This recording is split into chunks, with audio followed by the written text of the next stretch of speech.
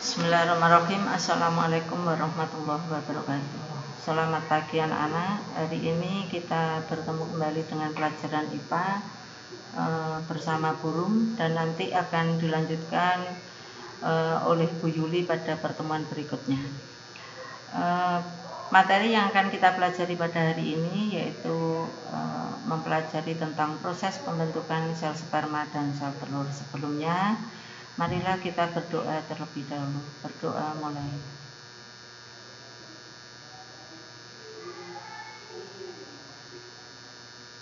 Selesai. Materi yang pertama yaitu tentang proses pembentukan sel sperma, disebut dengan spermatogenesis.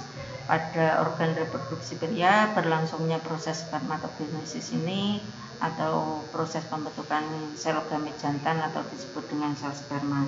Kapan sel sperma ini pada anak laki-laki mulai terbentuk, yaitu dimulai ketika anak laki-laki mulai masuk pada masa pubertas, yaitu diawali dengan kalian akan mimpi basah. Di sebelum itu sel sperma sudah dibentuk, tapi setelah kalian mimpi basah maka sel sperma akan terbentuk sampai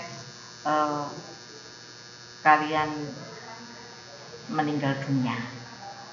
Kemudian proses spermatogenesis ini, yaitu proses pembentukan sel kelamin jantan atau sperma ini, terjadi di dalam tubuh anak laki-laki, yaitu di tubulus seminiferus, yaitu saluran panjang yang berlekuk-lekuk. Itulah tempat pembentukan sel sperma.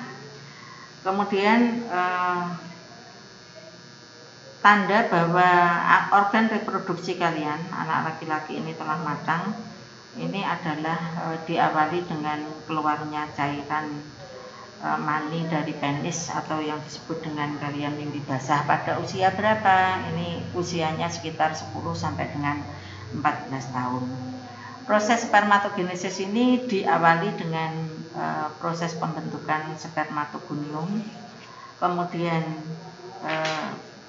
ini kromosomnya masih kromosom diploid, yaitu 2N. Kemudian mengalami proses pembelahan secara mitosis yang minggu lalu sudah diterangkan oleh Burung, akan membentuk spermatosit primer. Ini spermatosit primer.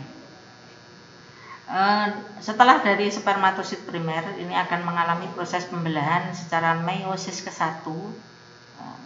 Pembelahan meiosis itu fungsinya hanya digunakan untuk proses pembentukan sel sperma dan sel telur. Maka dari proses pembelahan meiosis 1 ini akan membentuk spermatosit sekunder. Dari 1 ini membelah menjadi 2, 1, 2. Kemudian dari spermatosit sekunder ini akan mengalami pembelahan meiosis tahap kedua, yang akan menghasilkan spermatid. Ini spermatid jumlahnya dari 1 juga akan membelah menjadi 2 karena ada 2 spermatosit sekunder, maka akan menghasilkan 4 spermatid.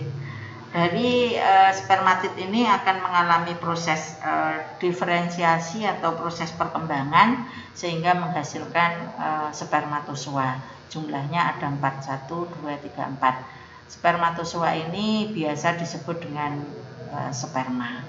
Jadi dari 1 spermatogonium ini pada anak laki-laki akan membentuk 4 sel sperma. Berikutnya adalah proses yang kedua adalah oogenesis. Oogenesis ini adalah proses pembentukan sel telur atau ovum yang terjadi pada tubuh wanita. Kapan terbentuknya proses oogenesis ini? Oogenesis ini adalah dari proses oogenesis ini terjadi saat anak-anak masih dalam kandungan. Jadi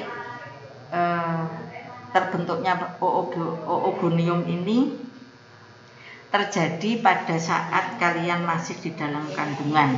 Kemudian akan mengalami proses pembelahan secara mitosis. Mitosis membentuk oosit primer. Ini oosit primernya. dari oosit primer ini akan mengalami proses pembelahan secara meiosis ke-1 akan membentuk oosit sekunder. Ini dari 1 membelah menjadi 2, jadi oosit sekunder 1. Kemudian yang kedua akan membentuk badan kutub sel atau disebut dengan badan polar. Kalau di buku paketmu itu akan tertulis, di buku paket kalian itu badan polar, itu sama dengan badan kutub primer. Kemudian dari oosit sekunder ini akan mengalami proses pembelahan secara meiosis kedua, akan membentuk ootit. Nah, ootit ini kemudian membentuk suatu sel telur. Sedangkan yang kedua pada oosit sekunder ini akan membentuk badan kutub sekunder, sama dengan badan kutub primer ini membelah kembali membentuk badan kutub sekunder. Jadi dari hasil akhir satu oogonium ini membentuk satu sel telur dengan 3 badan kutub sekunder. Sedangkan yang 3 badan kutub sekunder ini akan berubah secara fisika dan kimia, akhirnya terjadi suatu penuaan sehingga hilang. Penuaannya ini diakibatkan karena adanya suatu radikal bebas yang dari zat kimia maupun zat fisika. Ini proses untuk pembentukan oogenesis pada anak perempuan.